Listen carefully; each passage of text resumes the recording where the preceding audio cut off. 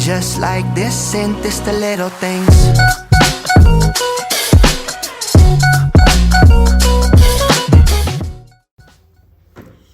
C'è un tempo per ogni cosa. Questo è il nostro tempo ed è il tempo sostanzialmente di ricominciare. Innanzitutto mi presento, sono Don Fabio, sono un salesiano in servizio a Castello di Godego e mi hanno chiesto così di accompagnarvi in questa riflessione dei corsi animatori del tutto particolari quest'anno, online, distanti, però speriamo proprio di poter subito scendere in campo, un campo reale dove i ragazzi, i veri volti ci aspettano.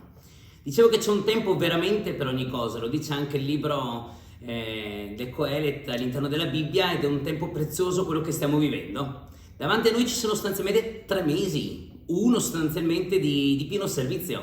Possiamo decidere di impiegare questo mese o questi mesi estivi sul divano, come abbiamo passato sostanzialmente anche gli ultimi mesi. Possiamo decidere di impiegarli trincerati in casa per la paura del giudizio, per la paura del virus, per la paura di fare un primo passo verso l'altro, oppure possiamo decidere di impiegare questi 3 mesi come tempo di grazia per farci dono per gli altri. Io penso che fuori tanti ragazzi aspettino una buona parola, un abbraccio, anche se un po' a distanza, una piccola carezza, un consiglio, soprattutto la nostra presenza. Una presenza che dopo queste settimane di emergenza si fa davvero urgente. Abbiamo l'occasione di essere per tanti ragazzi il volto più bello della Chiesa, ma anche il volto più bello di Dio. E tramite il nostro sguardo possiamo veramente incontrare le loro esigenze, i loro bisogni, io penso anche i loro cocci rotti, le loro ferite. Questo tempo non tornerà più indietro, è un tempo che ci viene regalato adesso. Occorre davvero coglierlo a piene mani per non sprecarlo. E Don Bosco, immagino, ti direbbe in questo esatto momento che è importante impiegare questi attimi, questi giorni, queste settimane nel modo migliore possibile. Te lo direbbe con uno slogan che puoi ritrovare facilmente anche in uno dei suoi libri, il libro del giovane provveduto. Diceva ai suoi giovani: caro giovane, datti a Dio per tempo. E questo è il tempo giusto, dove Dio ti dà un appuntamento a cui puoi decidere di presentarti o di non presentarti. Ora mi auguro che questa possa essere davvero un'estate in cui prendiamo a piene mani il tanto tempo che abbiamo a disposizione e lo regaliamo per la salvezza della nostra anima e lo regaliamo ai nostri giovani. Ma che cos'è il tempo? Ho trovato un piccolo video che adesso facciamo subito partire, che ci descrive in maniera piuttosto allettante e accattivante che cos'è il tempo, e forse questi piccoli preziosi minuti di tempo ci regalano veramente l'intuizione giusta e il significato giusto per non poterlo sprecare, ma per poterlo donare agli altri. Buona visione del video.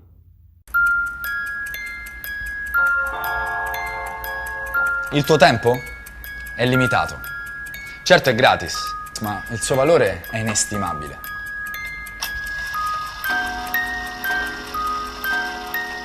E non puoi nemmeno agguantarlo, ma puoi usarlo. E quando lo perdi, non può tornare indietro. E lo sai benissimo, puoi avere sicuramente più soldi, ma non potrai mai avere più tempo.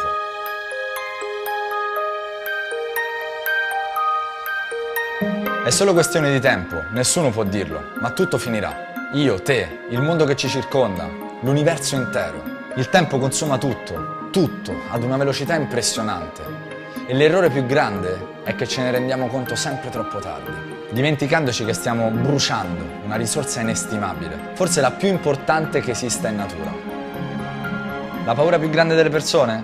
Arrivare alla fine della propria vita e avere dei rimpianti. Il tempo è un gioco, giocato splendidamente dai bambini, diceva qualcuno, proprio perché i bambini danno valore alle piccole cose, usano ogni secondo per realizzare i propri desideri. E non dire che non hai abbastanza tempo, non prenderti in giro. È esattamente lo stesso numero di ore che avevano personaggi come Albert Einstein, Michelangelo, Raffaello, Leonardo da Vinci.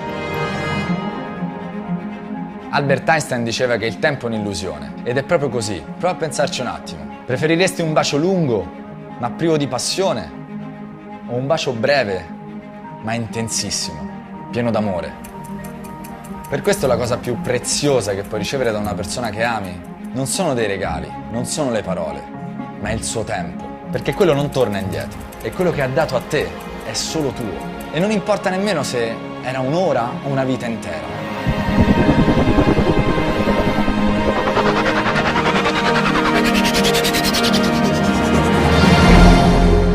Ora per te ho una buona notizia e una cattiva notizia. La cattiva notizia è che il tempo vola. La buona notizia? Che tu sei il pilota. Proprio così, e lo sai benissimo, ci sono persone che passano il loro tempo facendo un lavoro che odiano, che detestano. Persone che vivono una vita intera in una relazione che non vorrebbero. Persone che pensano, sognano, ma non agiscono. Non è giusto, e non è giusto perché la vita è una sola e non merita di essere sprecata, è un dono pazzesco. Immagina se ogni giorno venissero depositati sul tuo conto corrente 86.400 euro. Che cosa ci faresti? Come li spenderesti? Li useresti per divertirti con i tuoi amici? Li useresti per un viaggio? Li useresti per toglierti quelle soddisfazioni che non ti sei mai tolto? Oppure li tieni per te? Attenzione però, c'è solo una regola. Tutti i soldi che non spendi, alla fine della giornata, spariscono. E la cosa bella è che il giorno dopo avrai nuovamente al tuo risveglio 86.400 euro nel tuo conto bancario. Ora non è tanto importante capire che cosa faresti con questi soldi. La cosa che dobbiamo capire è che sicuramente non li lasceresti lì e ti inventeresti idee pazzesche pur di usarli tutti fino all'ultimo centesimo. Ecco, la vita funziona proprio così. Ogni giorno hai 86.400 secondi a tua disposizione. E questo è il tuo orologio della vita. Il tuo orologio che ogni giorno ti dà una nuova opportunità per vivere la tua vita pienamente e per lasciare un segno, un marchio indelebile su questo mondo. Investendo il tuo tempo in modo intelligente, investendolo nelle cose in cui credi o nelle persone che ami. Il problema sai qual è? È che forse tu credi di avere tempo, ma prova a pensare a questo. Vuoi capire il valore di un anno? Mettiti nei panni di uno studente che è stato bocciato all'ultimo esame e ha dovuto ripetere l'anno. Per capire il valore di un mese? Prova a pensare ad una mamma che mette al mondo un figlio prematuro. Il valore di una settimana? Prova a metterti nei panni di un giornalista che fa uscire un articolo con una settimana di ritardo. Per capire il valore di un'ora? Prova a chiederlo ad una coppia di innamorati che si sta per rivedere. E sicuramente nella tua vita, almeno una volta, avrai perso un treno, un autobus o un aereo. E quindi puoi capire benissimo il valore di qualche minuto. E anche un secondo può fare la differenza. Prova solo a pensare a chi è arrivato secondo alle Olimpiadi. Steve Jobs in una delle sue bellissime frasi ci diceva che il nostro tempo è limitato, non passarlo a vivere la vita di qualcun altro. Io ora la mia mossa l'ho fatta. Ora aspetta a te fare la tua.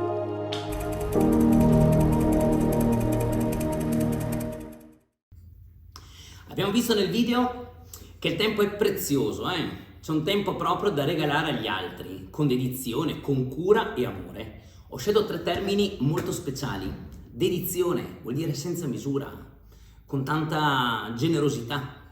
Ci stanno a cuore i nostri ragazzi. L'animazione è una piccola palestra di vita, è una grande metafora dell'esistenza. Se tu impieghi al meglio quest'estate può essere davvero una palestra che ti abilita, che allena quel muscolo grande che è il muscolo del nostro cuore per fare della tua vita un regalo per gli altri. Cura. Ecco, è un termine che abbiamo sentito tante volte in queste settimane di emergenza. Cioè, che cos'è la cura? La cura vuol dire che se la Chiesa è un po' un ospedale da campo e quest'estate in qualche maniera troveremo dei ragazzi feriti, un po' ammalati di isolamento. Ciascuno di loro porterà alcune cicatrici, alcuni segni, alcune ferite anche non così rimarginate. Ecco, può diventare davvero un tempo per curare. Possiamo essere dei medici in qualche maniera dell'anima, dei medici preziosi che con le parole, con i gesti e soprattutto con la presenza possono farsi vicini ai nostri ragazzi. E poi l'amore, c'è una sete incredibile di amore e abbiamo un'occasione davanti per amare. Veramente 3 mesi per prendere questo tempo prezioso e spenderlo per gli altri. E poi un tempo prezioso anche per noi, per ricucire le nostre ferite e rimetterci anche in pista. È un tempo infine per farci anche una domanda fondamentale. Chi sono? Vi racconto qualcosa di me. Io penso che le estati da animatore siano state il tempo più prezioso che il buon Dio mi ha regalato per pormi questa domanda e per poter trovare anche una risposta. Chi sono? Non è facile, farci questa domanda, ma c'è una domanda ancora più stringente, ancora più vera. Non tanto chi sono, ma se vuoi scoprire la tua identità più intima, più vera, più autentica, dovresti domandarti per chi sono. Cioè percepire la vita non come un dono che mi viene semplicemente dato e mi viene concesso un regalo solo a me, ma un dono che siamo pronti proprio a rimettere in gioco per altri. La domanda è proprio per chi sono, perché la vita non è bene che sia una vita da narciso, concentrata sul tuo ombelico, sui tuoi bisogni, sulle tue necessità, ma possa essere davvero una missione, qualcosa che ti spinge. Papa Francesco tante volte lo dice, no? Essere una chiesa in uscita, vuol dire aprire bene gli occhi e domandarsi a che cosa può servire la tua vita, a chi può servire la tua vita. Allora ti faccio una domanda e lascio alcuni istanti di silenzio, in modo che sei davvero a portata di mano un quadernetto, un foglio, una penna, puoi segnarti queste risposte. Trova 5 talenti che hai, 5 talenti, 5 doni, 5 capacità del tuo carattere, della tua vita, qualcosa che sai fare bene, qualcosa legato magari a ciò che hai imparato anche sul campo, a scuola, nelle relazioni, nelle amicizie, e che quest'estate potresti donare agli altri. 5 talenti. Se dovessi pensare ai miei, penserei forse alla solarità, penserei alla dedizione che ho imparato da mamma, penserei alla pazienza di papà, penserei alla facilità di entrare anche in relazione, penserei alla passione. Ecco, 5 talenti che in qualche maniera ho scoperto soprattutto nel campo dell'animazione, ma che poi mi sono serviti anche nella vita, non solo per la vocazione che ho, ma anche per le relazioni e per le persone che incontri. Appena hai scritto questi 5 talenti sul tuo quaderno, sul tuo foglietto, metti questo foglio, questo quaderno a portata di mano, in modo che possa essere sempre lì, nelle settimane, nei giorni magari in cui quest'estate ti sentirai un po' giù, in cui magari le cose non andranno sempre quanto è programmato, rileggi questi 5 talenti, oppure usali alla fine dell'estate per verificare se davvero questi 5 talenti, come 5 monete preziose, le hai sotterrate, le hai tenute per te, oppure sono diventate un dono e sono diventati gli strumenti più belli che hai messo in gioco perché la tua vita possa essere per qualcuno, possa essere proprio una missione. Andiamo a sbirciare un po' la vita di Don Bosco. Tanti sono gli episodi in cui Don Bosco percepiva proprio la vita come una missione. Penso all'esperienza della Società dell'Allegria. È giovane, rampante, più o meno della vostra età, arriva in una nuova cittadina, tutto nuovo, mancano alcuni punti di riferimento, eppure il nostro giovanino Bosco si mette subito in gioco. Capisce che per fare il bene, perché la sua vita diventi una missione, non può arrangiarsi da solo, deve mettere insieme le forze, deve unire le energie. Si guarda un po' attorno e capisce che attorno a sé ci sono alcuni ragazzi che condividono con lui gioie, speranze, talenti, e fonda la Società dell'Allegria. Ma il regolamento è molto semplice: essere allegri, raccontarsi delle cose belle, positive, che fanno un bene a noi, all'anima nostra e agli altri, e poi sostanzialmente essere attenti ai regolamenti, in primis i 10 comandamenti e quei regolamenti della vita, per diventare dei buoni cristiani e degli onesti cittadini. Attraverso questa società che poi aiuta i più bisognosi, i ragazzi in difficoltà a scuola, chi magari si immaginava, chi era un po' sull'orlo così del precipizio, attraverso questa esperienza della Società dell'Allegria, Giovannino Bosco allarga infinitamente il muscolo del suo cuore. E poi questa Società dell'Allegria troverà un altro nome quando lui sarà sacerdote e proporrà una cosa del genere per i suoi ragazzi. La chiameranno Compagnia dell'Immacolata, ancora una volta un'esperienza in cui un gruppetto di giovani si spende per gli altri.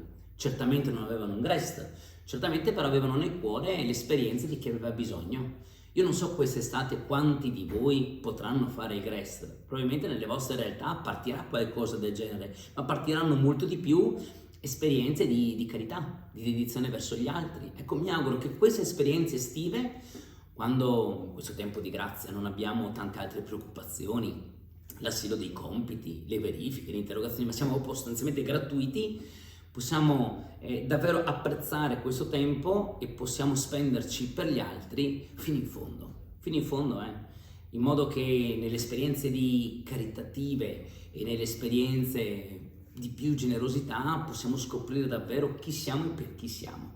E poi penso all'esperienza del colera. Chi di voi in questi mesi è cresciuto nelle case salesiane, l'episodio del colera forse è quello che è rimbalzato di più nella mente, nei momenti formativi, nei buongiorni, nelle buonanotti. Penso a un Don Bosco coraggioso che assolda così a sé e avvicina i suoi ragazzi e gli propone qualcosa di eroico: andare dai colerosi per guarirli, ma andare in grazia di Dio per trasformare veramente la loro salute e i loro talenti in un dono per gli altri.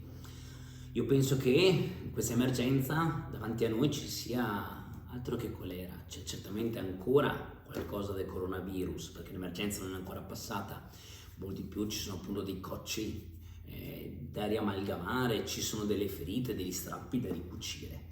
E ora andare con la grazia di Dio vuol dire proprio essere le mani di Dio, la presenza di Dio, lo sguardo di Dio. E poi c'è uno slogan bellissimo nella vita di Don Bosco. Gliel'aveva suggerito la sua guida, Don Cafasso. Gli dice al giovane Don Bosco: vai per la città e guardati attorno. Guardarsi attorno. Non è semplicemente un bello slogan. Guardarsi attorno vuol dire aprire bene gli occhi sulle necessità degli altri. Non guardare il proprio ombelico, come Narciso, ma guardarsi attorno per scoprire dove c'è bisogno di te, dove Dio ti chiama, dove quest'estate potresti fare qualcosa di buono. Certamente i tuoi salesiani, i tuoi sacerdoti, le tue suore hanno già pensato a un progetto definitivo, perché quest'estate evidentemente non si può improvvisare nulla. Ma al di là delle esperienze più ufficiali, guardati un po' attorno. Guarda la compagnia dei tuoi amici, guarda i ragazzi fuori casa, guarda i ragazzi del sabato sera, dove c'è bisogno di te. Prima di guardare gli altri, ti invitiamo a lasciarti guardare e a farti anche questa domanda: chi ti ha guardato? Noi tutti facciamo esperienze di sguardi molto particolari. I nostri sguardi, ma gli sguardi che si appoggiano anche sulla nostra vita, tante volte sono sguardi pieni di invidia.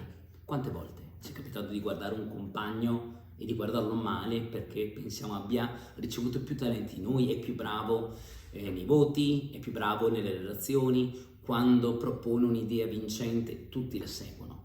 Quante volte il nostro sguardo è uno sguardo di invidia e quante volte gli altri ci hanno guardati con invidia. Invidia vuol dire vedere male, vedere storto, vedere solo le cose che non vanno, vedere quelle che vanno ma perché vorresti avercele tu.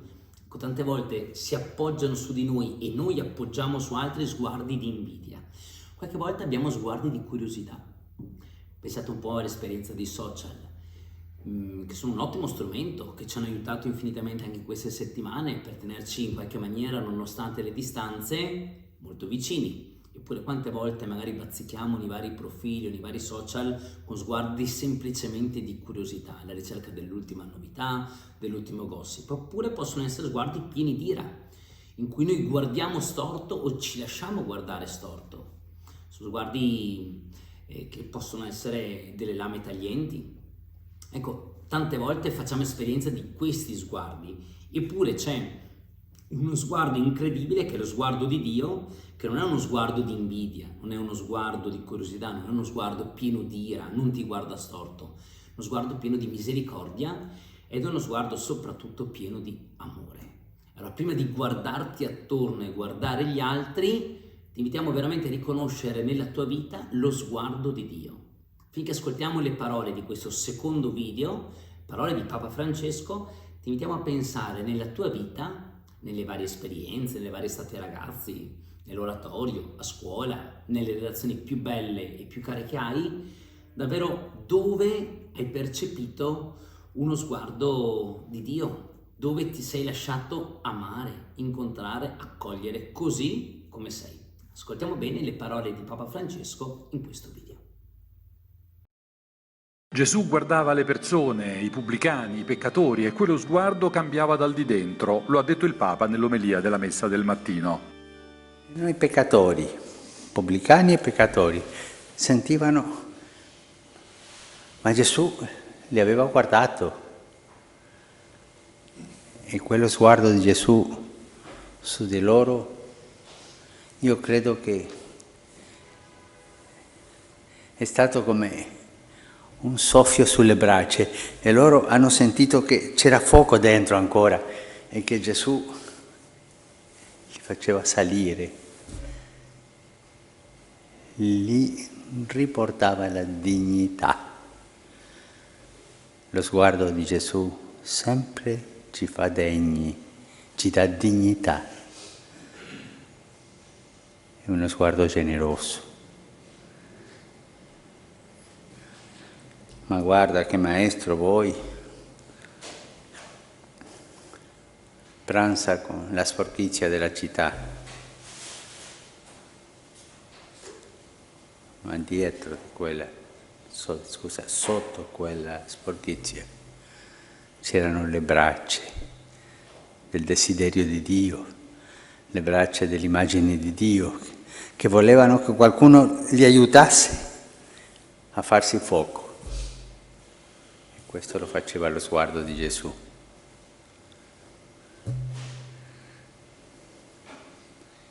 E anche pensiamo a noi. Credo che tutti noi nella vita abbiamo sentito questo sguardo, e non una volta, tante volte. Forse la persona di un sacerdote che ci insegnava la dottrina, ci perdonava i peccati, no? Forse nell'aiuto di persone amici, persone amiche, ma tutti noi ci troveremo davanti a quello sguardo meraviglioso, e andiamo avanti nella vita nella certezza che Lui ci guarda, ma anche Lui ci attende per guardarci definitivamente. E quell'ultimo sguardo di Gesù sulla nostra vita sarà per sempre, sarà eterno. Io chiedo a tutti questi santi che sono stati guardati da Gesù che ci preparino per guardarci nella vita, e anche ci preparino per quel ultimo e primo sguardo di Gesù. Abbiamo ascoltato le parole di Papa Francesco nel nostro video, uno sguardo d'amore a quello di Dio, uno sguardo di dedizione. Le abbiamo ascoltate appunto dalla voce di Papa Francesco, ma le vogliamo anche così descrivere con il quadro che è alle mie spalle. Un quadro molto famoso di Caravaggio, La chiamata di Matteo. Ecco, il Vangelo è molto semplice. Gesù passa insieme a Pietro e incontra uno sguardo, è lo sguardo di Levi. Lo vedete? È lì al suo banco delle imposte. Sostanzialmente quel giorno non aveva messo in preventivo nessun appuntamento straordinario, eppure Gesù passa e appoggia gli occhi su di lui. È uno sguardo così bello, così magnetico, di amore, di misericordia, di dedizione, che a un certo punto, appena Levi lo intercetta, sta per alzarsi. Basta una parola a Gesù per conquistare Levi. Gli dice: seguimi. Non servono grandi prediche, non servono grandi momenti informativi, basta una parola. È una parola bella, tagliente, che arriva direttamente al cuore. E i suoi occhi sono uno sguardo incredibilmente aperto sulla realtà. Gli dice: guarda che ciò che riempie davvero la tua vita non è certamente quel banco delle imposte. Accanto a lui ci sono alcuni ciechi, diciamo così, sono dei banchieri, sono delle persone, esattori delle tasse, che si aggiustano l'occhialino perché non ci vedono, sono miopi, non hanno uno sguardo aperto sulla realtà. Invece Levi, dopo aver incrociato lo sguardo bello d'amore e di misericordia di Cristo, sta per alzarsi in piedi e sta per seguirlo. Passerà sotto una finestra che ha la forma della croce, perché una volta che Gesù ti guarda e ti chiama, non è mai uno sguardo neutro, ma ti chiama sempre a seguirlo, la strada non è certamente in discesa. Io penso che nella tua vita, se hai riconosciuto uno sguardo come questo, cioè come quello di Gesù, che si è fissato su di te, ti ha amato, ti ha guardato con misericordia, con profondità, non puoi fare altro che lasciarti un po' tartassare anche da delle domande. È uno sguardo che ti lascia un po' inquieto, la tua vita, pur bella, non ti basta. E la sua è sempre una chiamata a seguirlo per fare della tua vita qualcosa di bello. Ora chiediamo innanzitutto di riconoscere lo sguardo di Cristo nella nostra vita, anche attraverso lo sguardo dei tanti ragazzi di quest'estate, lo sguardo del tuo donna, della tua suora, delle persone che ti hanno accompagnato, che ti vogliono bene, che possono essere sguardi di Dio su di te. E una volta che ti senti guardato da Dio con amore e con misericordia, allora sì che guarderai il mondo con gli occhi di Dio.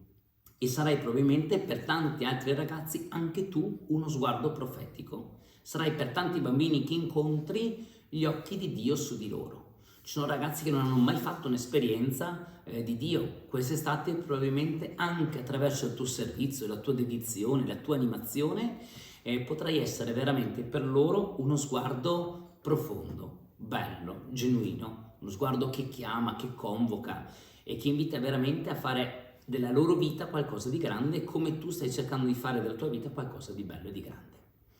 Infine, ci domandiamo ma quali possono essere gli strumenti per fare della nostra vita un dono per gli altri. Finora tutto fila. Ci lasciamo guardare da Dio, guardiamo il mondo con gli occhi di Dio e siamo noi gli occhi di Dio per tanti ragazzi. Ma per superare al meglio le prossime settimane, il servizio molto esigente, quali possono essere questi strumenti per farsi dono? Io ne ho individuati sostanzialmente 4. Il primo, la gratuità. Quest'estate non verrai pagato, quest'estate la spenderai fino in fondo gratis. Farai della tua vita un dono per gli altri. C'è una piccola particolarità. Quando uno fa un dono per gli altri, di solito cancella il prezzo o lo toglie. Ecco, ci sarà un prezzo notevole da pagare quest'estate. Leggersi le norme, far la fatica, il sudore, le incomprensioni, le invidie anche nel gruppo animatori, sono tutti prezzi da pagare. Ecco, ti auguro, se decidi di fare della tua vita un dono per i ragazzi, di non dirgli il prezzo che stai pagando. Pensa alle persone che più ti amano, mamma, papà, ma anche i tuoi don, tutte le persone che ti vogliono più bene. Di sicuro stanno facendo dei sacrifici molto nascosti e vivono nella ritiratezza, nel nascondimento. Ecco, ti auguro proprio di essere in prima linea quest'estate, ma di non far percepire la fatica che c'è. È un esercizio molto fine, non vuol dire mentire, vuol dire proprio amare così tanto i ragazzi da essere completamente gratuiti. Loro non dovranno sapere il prezzo, lo saprà Dio il prezzo, e sul prezzo buon Dio ti darà una ricompensa che equivale al paradiso. Ecco, che sia un servizio di gratuità. Secondo strumento per farsi dono è la passione. Ecco, senza passione non si fa strada. Un termine che mi piace parecchio, perché passione intende certamente qualcosa del cuore, del sentimento, della dedizione totale, qualcosa anche di eroico, ma vuol dire anche sacrificio. La passione di Gesù è un sacrificio. E allora quest'estate sia un'estate di passione. Non fare le cose a metà, non stare lì a calcolare quante energie ti escono e ti vanno via, ma vivi fino in fondo. Avrai un'estate diversissima da tutte le altre. Dai una mano al tuo dono, dai una mano alla tua suora, dai una mano veramente nella missione, in modo che, ora tu che sei più grande, i responsabili del GRES, dei stati ragazzi, di un'esperienza, di un campo scuola, possano vedere in te veramente il braccio destro, uno su cui contare. Mettici passione. Non stare veramente lì a vivere da 6, ma vivi da 10, perché l'amore esige questo, senza misura. Terzo strumento sono i sacramenti, in modo particolare l'Eucaristia e la confessione. Nell'Eucaristia abbiamo 4 verbi. Gesù prende il pane, rende grazie, lo spezza e lo dona. Mi auguro che anche la tua vita profumi proprio di Eucaristia. Prendi la tua vita, rendi grazie, spezzala per gli altri e donala. In primis ai ragazzi, ma anche agli animatori che condivideranno con te questa esperienza. Vedrai che sarà un utile esercizio per la vita. Oggi, quest'estate, in queste settimane, per l'animazione, un domani per la vocazione, per il lavoro, per ciò a cui Dio ti chiama. Ecco, prendere proprio la nostra vita e donarla agli altri. Per fare questo occorre tanta Eucaristia, occorre iniziare o concludere la giornata con l'Eucaristia. Affida su quell'altare i tuoi ragazzi, la tua missione. Chiedi a Dio, chiedi a Gesù veramente di saperlo imitare fino in fondo, senza paura. E poi la confessione, perché non possiamo regalare la nostra vita ai ragazzi se non è pulita, se non è pura. Non possiamo fare dei regali marci, dobbiamo fare dei regali belli, luminosi, trasparenti. Allora, prima di iniziare il servizio di animazione, o la prima settimana, chiedi al tuo dono una buona confessione. Parti subito da uno strumento che purifica, che riabilita, che ti fa veramente da stimolo e da lancio, ti riempi di entusiasmo, perché con la grazia di Dio sarai pronto veramente a fare della tua vita, della tua estate, una missione, un dono per gli altri. E infine la fede in Maria, perché Maria è maestra ma anche compagna di cammino, è modello, è esempio, ma è anche accanto a noi e cammina con noi.